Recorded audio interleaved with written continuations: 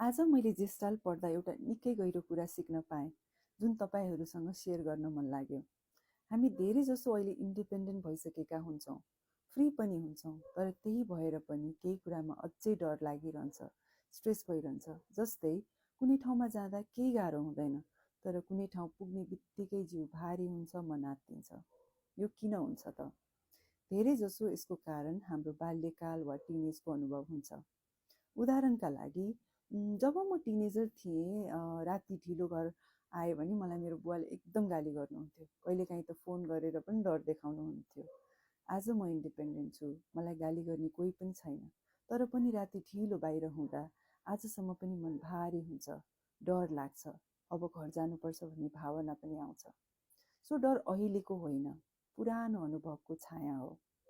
जब हामी मलाई किन यस्तो डर लाग्छ भनेर त्यसको गहिराइमा जान्छौँ, त्यो डरको जड पत्ता लाग्छ।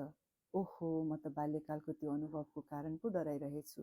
त्यो बुझ्ने बित्तिकै डर बिस्तारै कमजोर हुँदै जान्छ र एक दिन हामी त्यही डरलाई शान्त भएर फेस पनि गर्न सक्छौँ।